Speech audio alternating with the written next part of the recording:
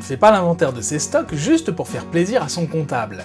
Non seulement c'est obligatoire, mais en plus c'est nécessaire à une bonne gestion. On a tous en tête l'image de la vieille dame qui garde toutes ses économies sous son matelas. Je ne rentrerai pas ici dans le débat de savoir s'il est pertinent de faire confiance aux banques ou non pour gérer son argent, mais vous conviendrez sûrement que ce genre de procédé est pour le moins dangereux. Un incendie, une inondation, un vol, et hop, le magot disparaît. Imaginez-vous faire la même chose avec l'argent de votre entreprise? Absolument pas. Pourtant, vous le faites déjà probablement sans le savoir. Bon d'accord, j'exagère un peu, mais vos stocks ont une certaine valeur et tant qu'ils dorment entre vos murs, c'est de l'argent en moins sur votre compte en banque et à plus forte raison, des actifs et passifs qui n'apparaissent pas dans votre bilan comptable.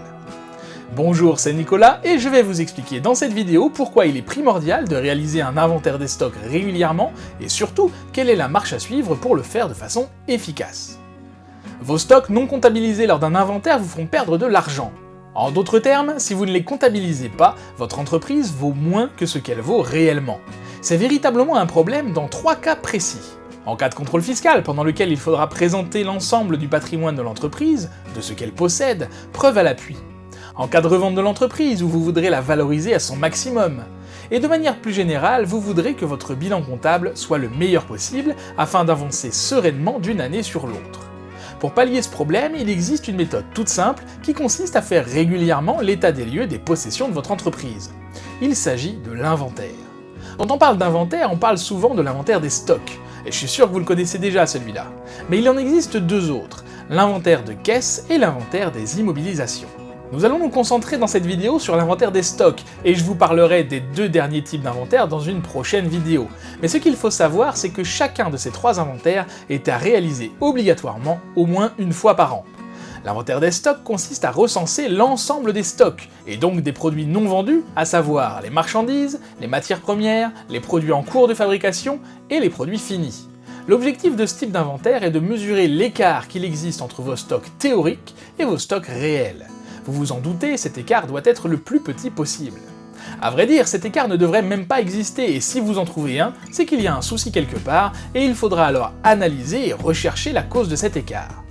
Il existe 3 méthodes pour réaliser un inventaire des stocks, mais une seule méthodologie. Réaliser un inventaire des stocks ne se fera pas de la même façon selon le type de votre entreprise et selon les moyens à votre disposition. Il existe tout d'abord l'inventaire annuel. C'est sûrement la méthode la plus connue. Mais si, vous savez, c'est l'inventaire pour lequel on arrête toute l'activité. Et ceux qui ont travaillé en grande surface en intérim par exemple, le connaissent très bien. En général, on le réalise lors de la clôture des comptes, une fois par an. Il consiste à compter l'ensemble des références. Tous les produits doivent être recensés, matières premières, marchandises, produits finis, etc. Pour le réaliser, il est nécessaire de mettre en œuvre une procédure particulière. Il faut délimiter toutes les zones de comptage, ranger les produits et former les personnes le réalisant. Croyez-moi, vous ne voulez vraiment pas avoir d'erreur de comptage lors de votre inventaire. Il peut donc être assez lourd à effectuer car requérant un surcroît de personnel, c'est généralement une occasion de faire appel à des intérimaires. Comme l'inventaire annuel nécessite l'arrêt de l'activité de production, il peut également s'avérer assez coûteux, c'est pourquoi il peut être judicieux de le réaliser durant la nuit. Ensuite, vous pouvez opter pour l'inventaire permanent. Pour celui-ci, il faut être bien équipé en matériel informatique. En effet, comme son nom l'indique, cet inventaire permet de connaître les stocks de son entreprise en temps réel. Et comme son nom ne l'indique pas, cela se fait grâce à un logiciel de gestion d'entrepôt, ou de gestion des stocks. En tout cas, c'est fortement recommandé. L'idée ici est d'enregistrer le décompte des quantités restantes en stock de chaque article à chaque fois qu'un article entre ou sort du stock. Vous imaginez le faire à la main dans un beau cahier? Moi non plus. Cette démarche est particulièrement utile pour les entreprises disposant d'un nombre important de références. En obtenant une vision continue des marchandises disponibles, cet inventaire permet d'éviter les ruptures de stock. Et enfin, laissez-moi vous parler de l'inventaire tournant. Si vous ne souhaitez pas faire votre inventaire qu'une fois par an, mais que vous ne voyez pas non plus l'utilité de le faire en continu, la 3e méthode vous conviendra peut-être mieux. L'inventaire tournant nécessite de réaliser des comptages périodiques et planifiés plusieurs fois par an. En clair, il vous faudra classer les produits selon la fréquence à laquelle ils seront comptés. Par exemple, les produits ayant la référence A seront comptés chaque mois, ceux qui ont la référence B le seront chaque trimestre. Enfin, les produits de la référence C seront comptés chaque année. Ce sera à vous de déterminer les références selon la valeur des stocks ou bien des écarts d'inventaire. Une fois que vous avez choisi la méthode avec laquelle vous allez fonctionner, il faudra réaliser l'inventaire lui-même. Bon, pour l'inventaire permanent, pas de souci, si ce n'est de rentrer les données dans le logiciel au fur et à mesure. Pour les deux autres, il va falloir compter à la main. En théorie, c'est simple, il suffit de compter les produits que vous avez en stock. Mais voyons en pratique les étapes à suivre pour procéder à un inventaire. Tout d'abord, et avant de songer à envoyer vos équipes dans les frigos et les réserves, voici quelques conseils de préparation pour un inventaire efficace. Un stock bien rangé permet un comptage plus facile et moins d'erreurs de gestion. Si vous rangez les rames de papier dans 3 placards différents, comment vous rendre compte à quel moment il faut en recommander?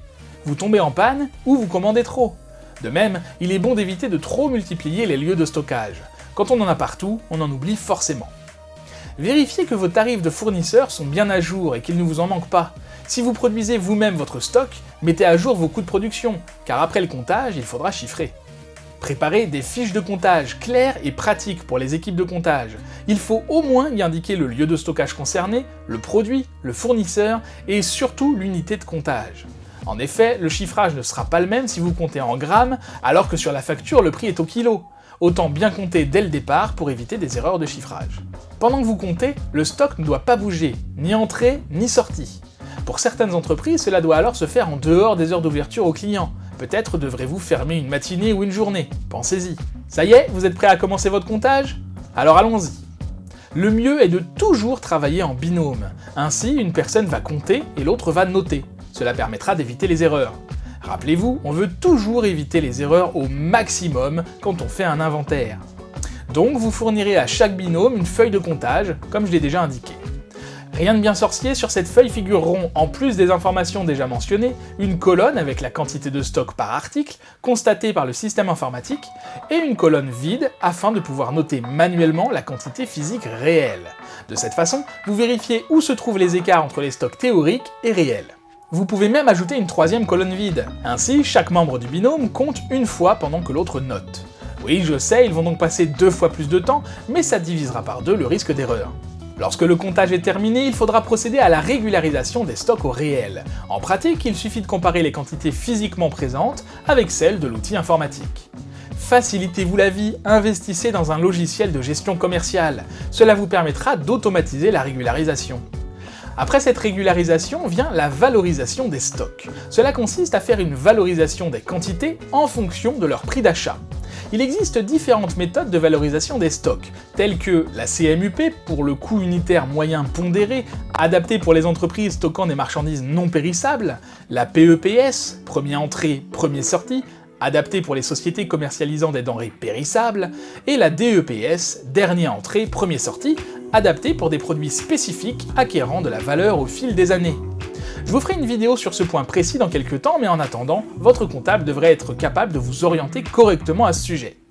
Ici aussi, la tâche peut être automatisée via un logiciel de gestion. Voilà, vous savez tout ce qu'il y a à savoir sur les inventaires. Merci beaucoup d'avoir regardé cette vidéo, j'espère qu'elle vous sera utile. Si c'est le cas, n'hésitez pas à la partager autour de vous, je suis sûr qu'elle pourra aider d'autres entrepreneurs comme vous. N'oubliez pas de vous abonner à la chaîne si ce n'est pas déjà fait, je vous souhaite une très bonne journée et je vous dis à bientôt.